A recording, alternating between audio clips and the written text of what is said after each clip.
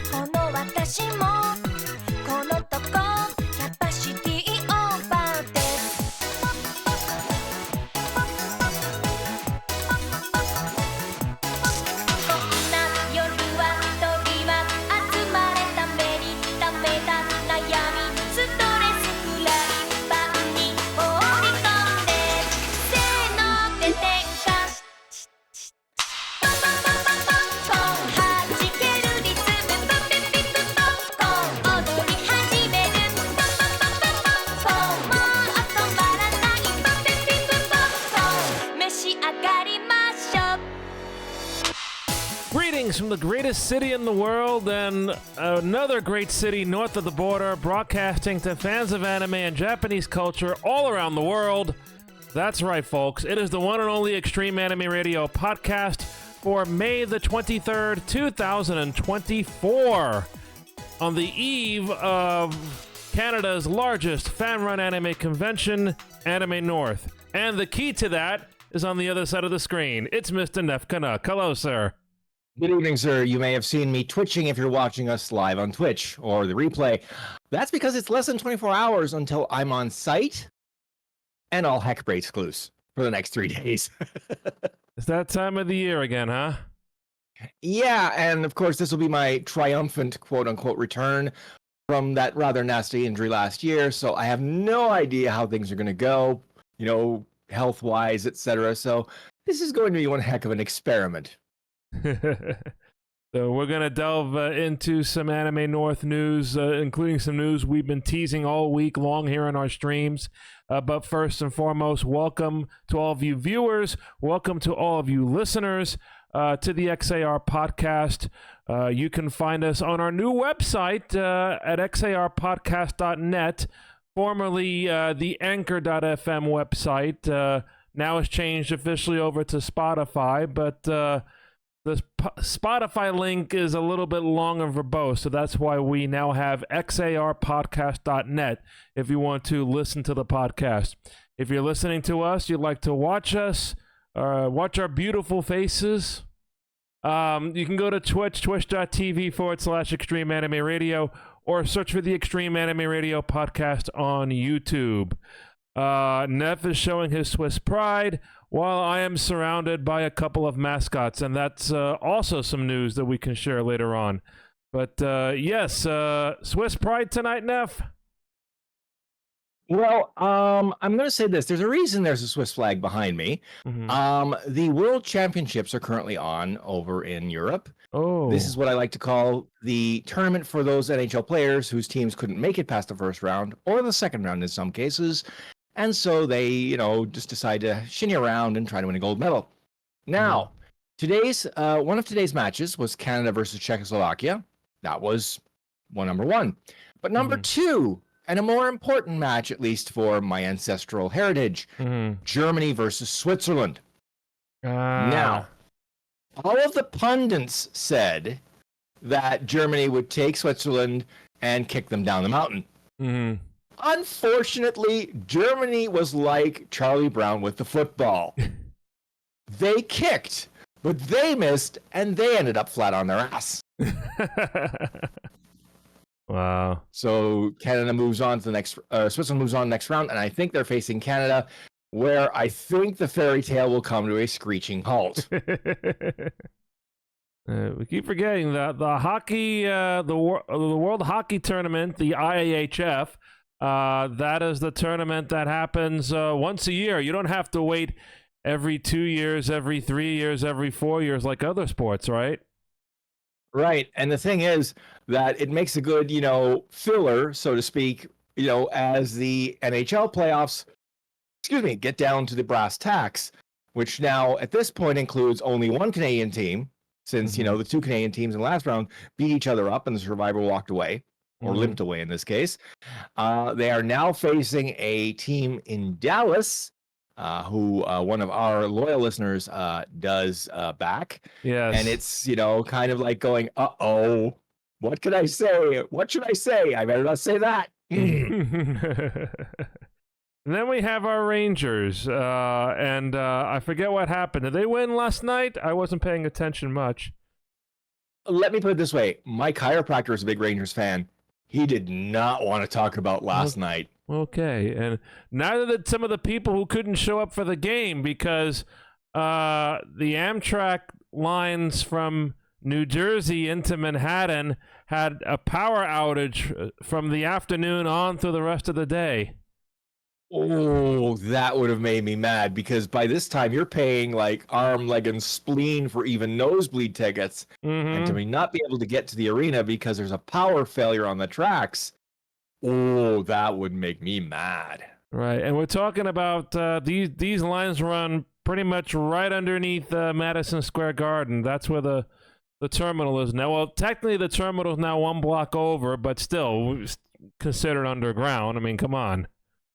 Well, I mean, a block is, not that big in New York. I mean, as compared to a block, in some other places, right? Yeah, exactly. Well, thank you for tipping me off then about the home team. Our playoff hopes have dwindled. We got eliminated, our Knicks, by Indiana. So I'm sure, I don't know if Liz is a fan, but I'm sure she's happy.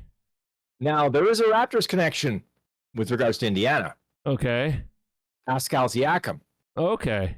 Who was traded from Toronto and was on the championship team back in 2019. So, it's one of those, okay, cheer for them only because, well, wait a minute, you did win a chip with us, so see if you can win a chip somewhere else.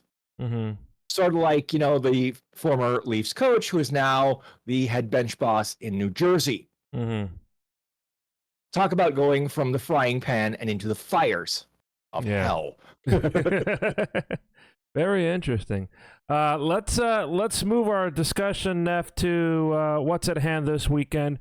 Anime North, indeed Toronto's largest and indeed Canada's largest fan-run anime convention is happening this weekend in several different buildings, as you've talked about in previous shows.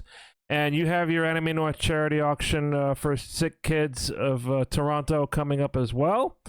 And, what's Bree saying? Y'all are reminding me of the Denver Nuggets. Oh, the Denver Nuggets are in, aren't they? I think they're still in. However, the Avalanche got snowed under by Dallas. So, yeah, there you go. Anywho, Anime North, Neff, your big comeback. And also, some interesting news came out in recent days about Anime North and a particular visitor who's coming. Yes, I was informed that the head of the con had made an overture to a certain place, and that certain place indicated, sure, we'd like to come. Now, I will say this. I was not informed that the overture was being made. I was only informed the overture had been made and accepted. Now, this is a week before con. Now, it shouldn't be, in theory, a big deal, but when this is an elected official, and said elected official comes with their own plainclothes security, I sort of get slightly nervous. Because in my real job, if I don't know the answer to a question, I don't ask the question. So I'm asking questions, and some of my crew are going, why are you asking these questions? And I'm going, well, because that's what I do for a living. I don't like knowing the unknown. Yeah. So, but we'll see. I'm fully confident that, nothing will go wrong because nothing ever goes wrong at Anime North. Says the man who, let's see, had his car run into, fell down at the con, and last year couldn't make the con because he was rehabbing from falling down in his own home while trying to do laundry. So yeah, you can tell why I'm just nervous. You need to go back as Pimp Daddy Morocco and throw all your cares away, right? Pretty much, it's like he's in the closet, and I'm going, "You'd have more fun with this than I will. I got news for you." Anything else you could tell us about the con or about the charity auction? Well, what we've gotten this year is we've got a lot of vendors who are willing to, send us photos, etc. So some of those photos will be sent out on Anime North social media throughout the con and the Friday, Saturday. We do have a display at the Congress Center in Hall A. Well, technically Hall AB because they're smashed together, but we're right when you come inside. At least that's what the plan says. So I will be seeing the plan in action for the first time on Friday afternoon. And hoping I do not need to call the organizer of the building and go, you put this where? And you expect me to deal with that? Even if I had both shoulders, the answer would still be no. You come deal with this. A Pimp Daddy reboot, Liz is suggesting. Yeah, there you go. A Pimp Daddy reboot. Given my current physical state, he would end up in a velour t-shirt and velour shorts at this point. He's also asking for a link, by the way. Okay, the link to the Anime North is animenorth.com, literally. The charity auction link, let me see if I can actually get you that, because I do have it up, because I was checking the actual verbiage on the site. In fact, I do. So I will cut and paste that, or in this case, copy it. Very good. So let me just do a little bit of... As we've already pointed out with the podcast website, we're not in the liking to say verbose websites on the air. Yes, this would be a website to say on the air that would cause my tongue to just basically, go on strike. Oh, and Liz has pinned it. Thank you very much, Liz, for pinning that. Really appreciate it. So, are people from the U.S. allowed to bid, Neff? If you're in person, sure. Now, all bids will be in Canadian dollars, and you'll be responsible for any conversion fees. And it is a cashless auction, which means credit or debit only. Okay. If I had the chance, I would do it on the computer. But if we have to be in person, then yeah. Yeah, unfortunately. I mean, that may be something we explore down the road, maybe in a year or two. We would have to find a way to have a stable connection that would hold up, and B, something that would not, infuriate the people who are actually there and getting sniped by someone who they can't even, look at and boo and hiss at. Well, take that from someone who did get booed and hissed at many, many moons ago at a charity auction.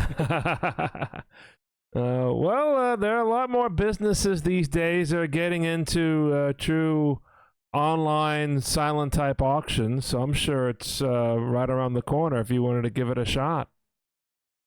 Well, if we want to see, the problem is we can either do silent or we can do live. A combination is going to be much more complicated, and I'm going, since I'm the only person in our crew that has the ability to be full-time tech on this, and I've got a full-time job that kind of, involved me last night, ending up talking to a reporter for about 20 minutes about, my job and what I'm seeing in my job, then yeah, I would need another assistant, to be blunt.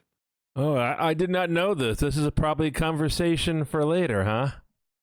Yeah, well, let's just say, unfortunately, whatever snippets of the interview they're going to use are going to be Friday morning, which is tomorrow, and I will not be able to be listening because I will be running around like a chicken with its head cut off, trying to shove stuff into a car, into a suitcase, meanwhile crying and moaning and going, and wishing I had bought the F-150 Lightning as opposed to the Ford Mach-E. Well, as you're preparing for Anime North this weekend, I'm preparing for my first of 2 work trips this year, and if I'm still at the job next year, then next year as well, I'm going to have to make 2 work trips during the year. The first is coming up next week for about 2 weeks or so. Then I come back for a month, and then I go back up for 2 months. Isn't that swell? Swell as in, yeah, like a tumor. Ugh. Yeah. So, what did I do? I decided to order from DoorDash. Apparently, this is a It might be a Japanese chain. It has some stores around here. Go Curry. And their logo has a gorilla on it. And they do all different types of curry.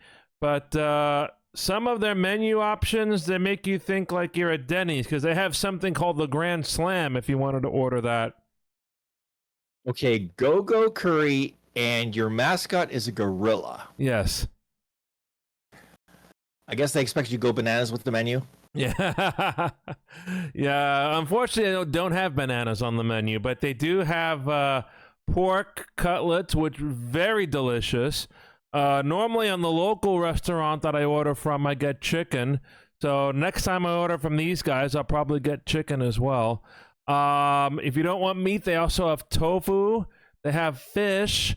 They have fish curry. The flu glues itself to your insides. They also have, you can order side sausages and whatnot. They have mochi as well.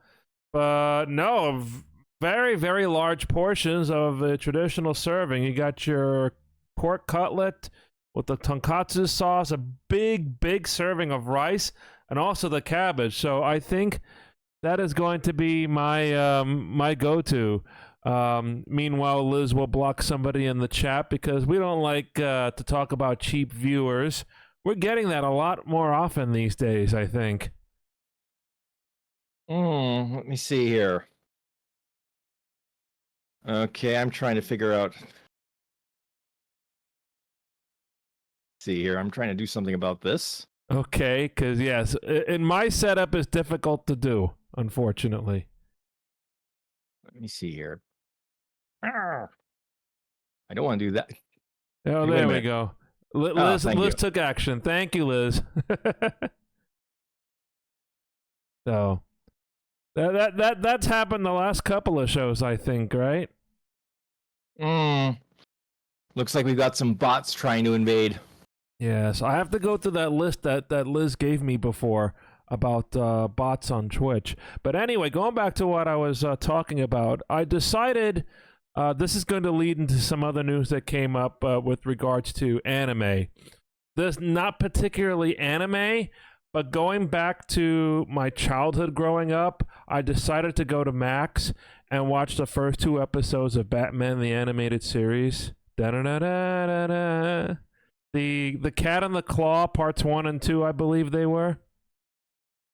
Now, I'm trying to remember if that was the actual production order or the actual as broadcast order, because Okay. there was a bit of a kerfuffle about that, I remember. Oh no, very good question. No, these are the first 2 that came up on Max for me. So I didn't look into the backstory of out of order, if anything. Now, Red Claw is voiced by a very familiar person, if you're a bit of a Trekkie. Oh, who was that? That would be Captain Janeway, Kate Mulgrew. Oh wow, Kate Mulgrew. I knew that voice was a little familiar. Wow. Mm-hmm. What an interesting connection that was. Yeah, it was one of those where you're just like, wait a minute, I've heard that voice. Okay. And that was right before Voyager started, right? I believe so, yeah. Wow. So she would have just come off, I think, was she in Dr. Quinn Medicine Woman? I'm trying to remember. Oh. Trying to remember the actual connection. Doink, doink, doink. Right.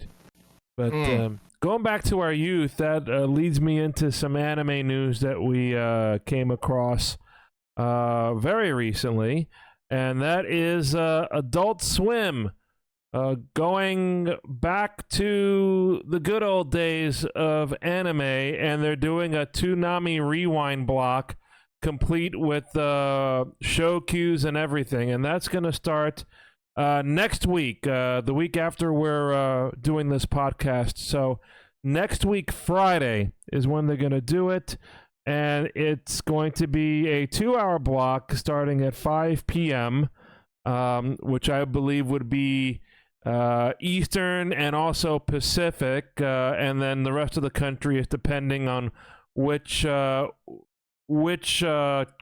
channel you get East Coast or West Coast, because a lot of these cable channels are split, depending on the time zones. They start with Sailor Moon, the Viz English dub, so it's the most recent English dub of Sailor Moon. Then they're going to go into 2 episodes of Dragon Ball Z Kai, and then finally Naruto.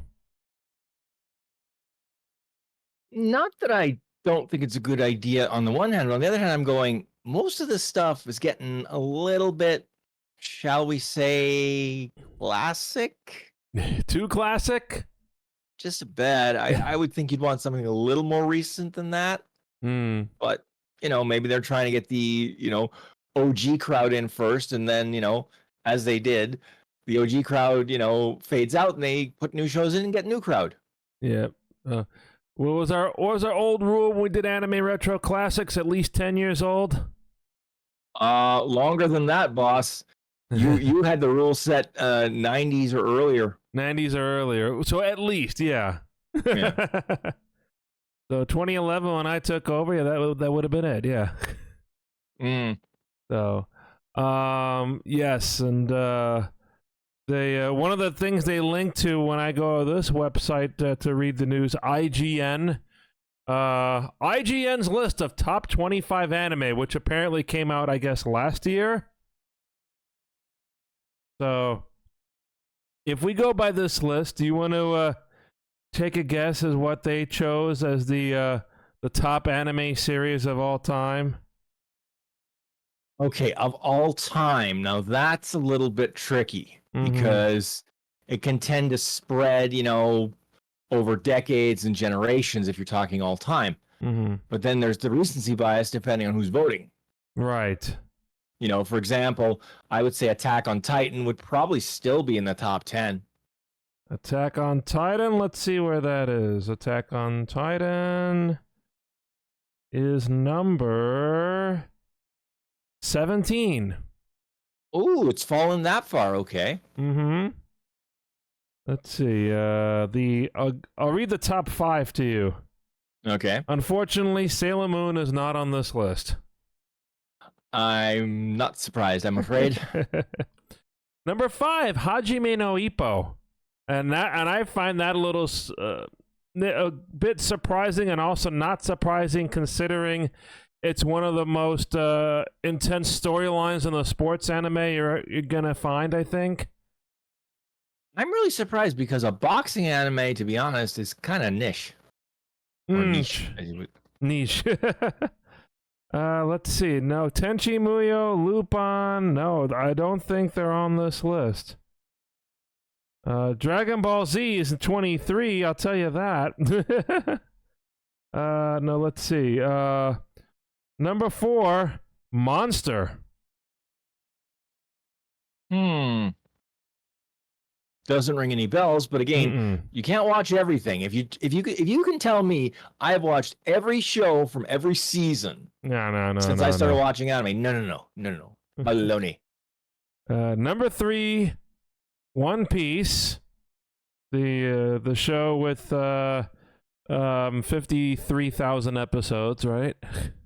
And then you're talking the manga, which is even worse. Number 2, Cowboy Bebop. I think that's a good one. And, well, I'll say this.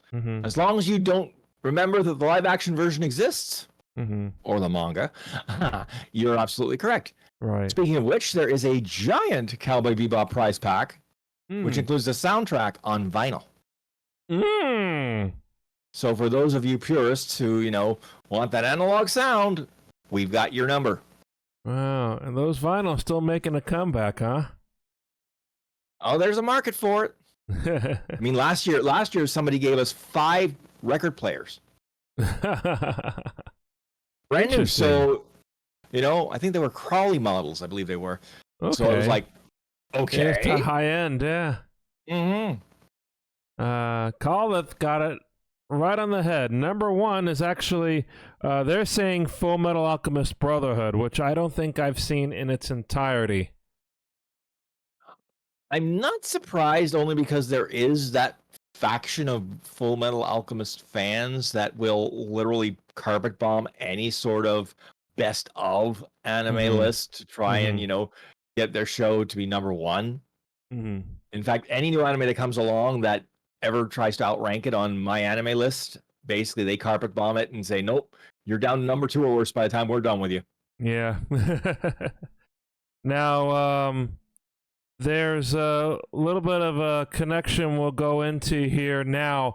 We're going to be talking about some more sensitive stories here that have come across the wires. One this week regarding the Sailor Moon voice actor, the Japanese voice actor, that is. And another that apparently has come through the online realms within just the last hour. So fair warning for all these sensitive news topics that are coming up here on the XAR podcast, but I think probably these are topics that should be discussed. Now, the English voice actor in Full Metal Alchemist Brotherhood, Vic Mignogna, was a voice actor that we all know ran into a lot of legal problems in the past few years with regards to sexual allegations. And Neff uncovered some news online. I'm not sure if there's any, official news articles written about it yet, but it regards the lawyer that I think Vic Mignogna hired or was affiliated with when he tried to fight off the allegations.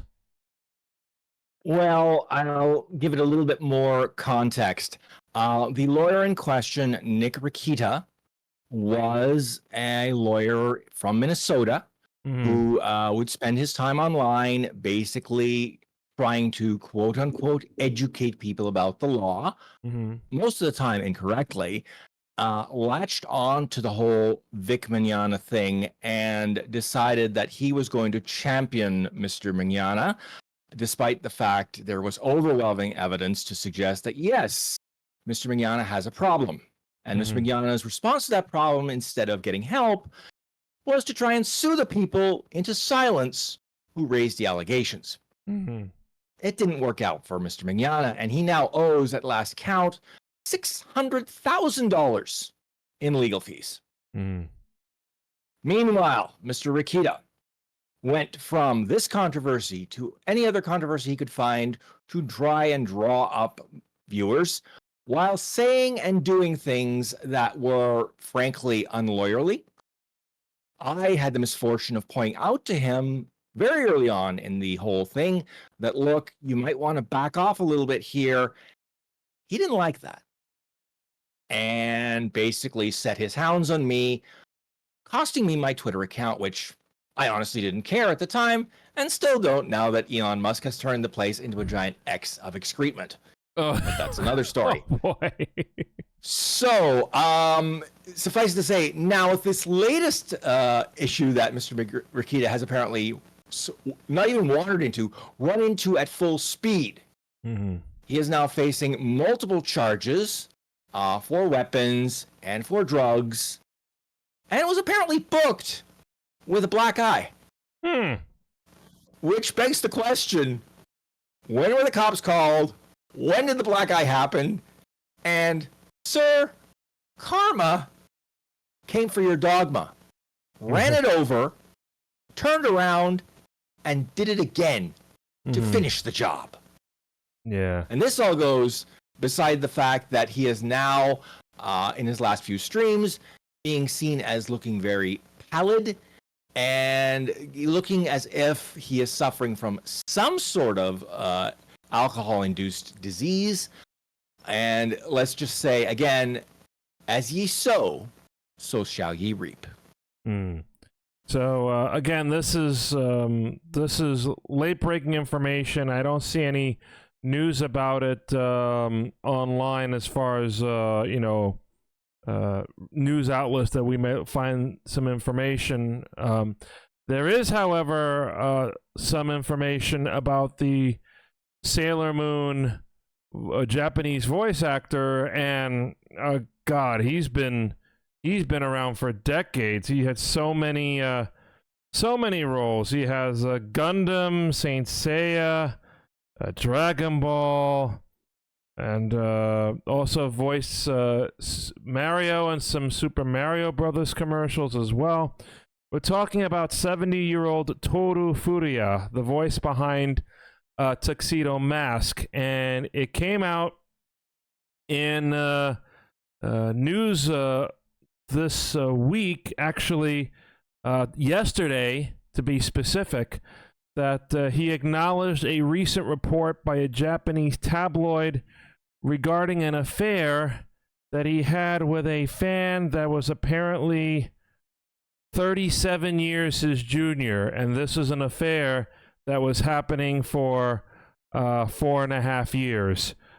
He apologized to the woman for mentally and physically hurting her, and apologized to his fans for disappointing them and betraying their trust. And he said that he intends to spend the rest of his remaining life atoning for his mistakes and is prepared to accept any punishment. So that's likely a downfall for somebody who's been one of the deans, if you will, when it comes to Japanese voice acting. Yeah, I've read a few more details, and I will not repeat them because, frankly, they're very, at minimum, unnerving. Yeah. But let's just say that it always puzzles me how someone with that much, prestige behind them is willing to say, you know what, I'm going to throw it all away for X, and it's like, when you're at the top of the mountain, you got to understand that, what you do will be scrutinized. Right. It's like, if you or I do something bad, we might get a line in a local newspaper. Right. But when you're somebody of that stature and you do something bad, yeah, it's not going to end well. Yeah. So definitely a little bit of a black eye in that regard, and sad to read the news about what's going on.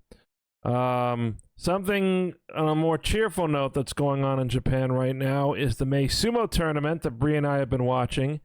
Unfortunately, plagued with a lot of injuries. Bree can correct me if I'm wrong. I believe 8 wrestlers in the top division have withdrawn. I think 1 or 2 came back, but a lot of the top players have withdrawn from the tournament, citing current injuries or past injuries. The winner of the last tournament, Takeru Fuji, it hasn't shown up for this tournament because at the end of the previous tournament, if you remember, he actually won the tournament with a damaged ankle, and that ankle is still bad. So he's sitting out this tournament. He's probably going to get demoted. But also several others have, not competed to form and whatnot. And now there is one of the old sumo elders who is making a suggestion that if a sumo wrestler gets injured in the ring and has to sit out as a result, that his ranking, his sumo ranking should not be affected. Because right now, if you sit out for a long period of time in the sumo rankings, you have the risk of dropping down. So his proposal, and according to him, this is something that in sumo they used to do, but I haven't looked into it much. But I don't know how to feel about this. I'm a little conflicted. Maybe it does make sense for a short while that if you get injured in the ring, they've been more proactive now, helping wrestlers who get injured in the ring, because of an incident a few years ago where somebody actually died a few weeks after he hit his head on the bottom of the ring, the hard clay there. So maybe it does make sense, maybe at least for a tournament, to freeze their position, if you will, on the rankings if they get injured in the ring. Now, if they get injured outside of the ring, it's probably a different story. But I would be interested to hear your 2 cents, Neff. The problem is that once you start doing something like that, although it's well-intentioned, I could see them pushing for injured in training, freeze their rank. Injured going to the arena, freeze their rank. I mean, again, it would have to be very specifically done, and I'm just afraid that once you open the door to this, there'll be people who are trying to force the door open wider. You know? And again, honestly, I think, you know, it's...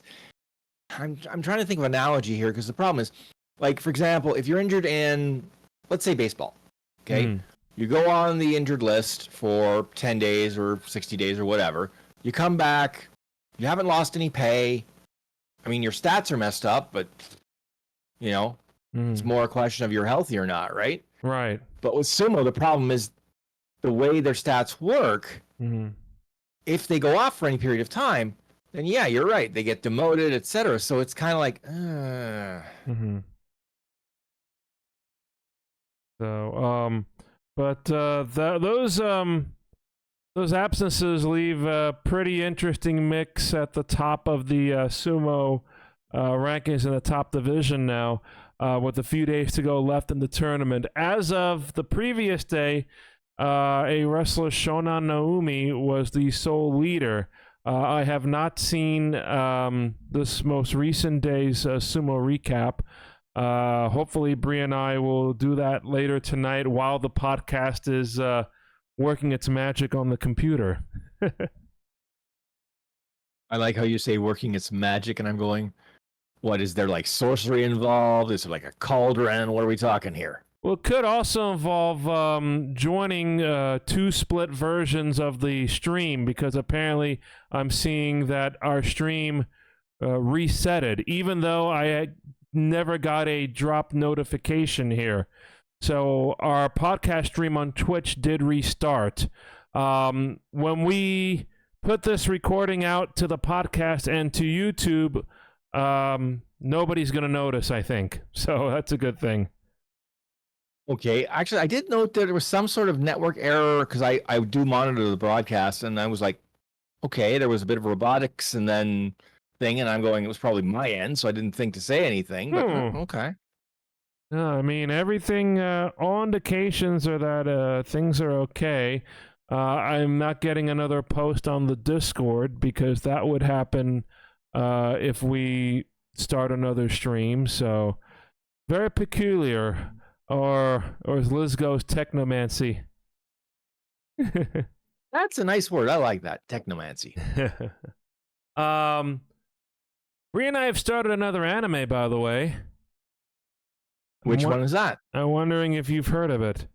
It's an anime that was released in 2022, based on a manga that started in 2018, and it is still continuing. And it is called The Yakuza's Guide to Babysitting. I've heard of that one. Haven't seen it, but I've heard the title, because the title alone made me go, The Yakuza's Guide to Babysitting. Yes. I hope it doesn't involve tattoos. No. Well, the main character does have tattoos, I believe. He's one of the enforcers of this sumo family, and the boss calls him in one day and asks him to take care of his daughter. So that is the whole premise of the series. It's a short series, only 12 episodes, but something we'll have a lot of fun watching right now so far. Well, speaking of series, older series that you get caught up on, I grabbed one, Banished from the Heroes Party. I decided to live a quiet life in the countryside. First season I really like. Second season I'm not quite getting it. It seems a bit more, they're trying to shove a bit more action into it, and I'm going, but the whole point is the hero is the person's banished. He just wants to live a quiet life, and trouble comes for him. Yeah, and it's like, what I do like is that the female lead decides to stop adventuring too, and makes it perfectly clear to the guy that she's into him, and he actually eventually is receptive and eventually gets it. And I'm going, there are so many animes where it would just fly over the guy's head so high, you'd be looking for airline tickets, right? and it always annoys me when it's that blatantly. It's like, come on. I mean, not to say that there aren't the moments, of course, the standard ones like I'm in the bath. All of a sudden, she comes to the bath. Didn't you see that I'm in here? No, I didn't. Now, in this case, she's like, I didn't, and I don't care. And I'm like, okay, that's refreshing, as opposed to the poor guy getting, beaten or whatever happens when, the trope normally goes. Okay. We're buffering again, by the way. So, okay, this might actually be a Twitch problem because I'm coming in okay for you, Neff? Yep. I mean, you did get robotic there for half a second or so, but I'm sort of used to it by now. It doesn't really get to me unless everything drops. Right. Gotcha. So we do apologize for that again. I'm going to take a look at the little settings here once we get off the air. We're getting close to the end of the broadcast now anyway. As again, next week, this week coming up, we have the Anime North charity auction. If you are going to be around for Anime North, would like to check out the charity auction, Neff, could you please repeat the specifics? All right. The charity auction will be on Sunday from 12 to 4 p.m. at the Cohen Ballroom in the Toronto Congress Centre. However, there will be a display of the items that have been generously donated by vendors and other fans. That will be on Friday and Saturday in the Toronto Congress Centre Hall AB. And we'll be right at the entrance so you can't miss us. At least that's the plan. Okay. So we do hope you will support them if you check out the charity auction. I'm looking right now, and apparently, this is interesting. Jackbox is having problems, according to Down Detector, and Twitch a little bit as well. Could be some, excessive network traffic over something. So it's not my fault this time, I think. I like how you say it's not my fault this time, I think. But next week coming up is when I have to move. So I'm going to see if there's a possibility next week or the following week if I could do a stream or two with you guys here on Twitch. Maybe we can continue Apollo Justice. Maybe we could try something else, something that's not too intensive because I'll be schlepping the laptop up there again. Oh, yes. Thank you so much, Liz. Really appreciate that. A wise spending of your coins here on Twitch. The winking JR with the Sarah wig. And as I've said before, better you than I, boss. Better you than I. But, yes. So next week, I'm not sure. I might be able to do a stream or two sometime the following week, and then we come back and, we can do maybe a usual schedule or 2 or 3 streams a week, depending on whoever's available. Liz has 255,000. Yeah, everybody has. We got to figure out another way to redeem those coins in the not too distant future. So we got to figure that out. If you have any ideas, folks, you can reach out to us with those ideas, and on that note, we'll put this page up on the screen, and we can do the closing commentary. If you have any questions, concerns, compliments, or complaints about this podcast or any of our other Twitch streams, drop us a line at extremeanimeradio@gmail.com or hit us up on social media. For social media links, go to linktree.com/animeradio.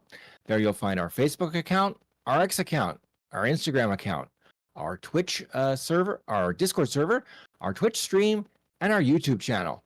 And archive versions of this podcast are available at xarpodcast.net. That's xarpodcast.net or your favorite podcasting platform. And of course, follow our mascot Sarah and Yumemi at their new home on Instagram, and that is XAR Mascots. Hopefully in the coming weeks, we will finally bring that up to speed for you guys and make it also public. where we normally have online posts. We also have new material coming up soon with our mascots, Sarah and Yumemi, as you can see back here. I think it's the first podcast that I've had the mascots as the backdrop, right?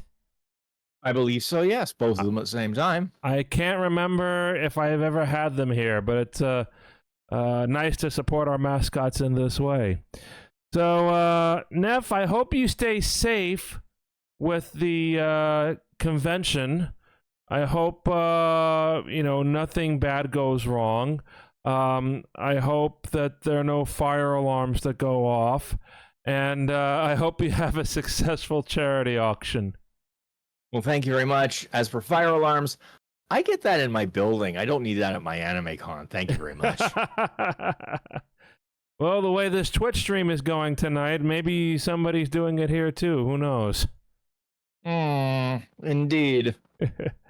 But that'll be a wrap for the XAR podcast. Again, there's no post-game show, if you will, because right when we go off the air, I'm going to put the podcast together, mishaps and all. So next podcast is probably going to happen sometime in June. But again, follow us on our social media and our Discord for more information about the next Twitch stream. So in the meantime, for Neff, I'm JR. Thank you for watching. Thank you for listening. And remember, keep on looking out for the Extreme Radio Twitch streams. And don't forget, archived versions of our podcast are available at xarpodcast.net. That's xarpodcast.net or your favorite podcasting platform. Good night, everybody. Good night. See you next time.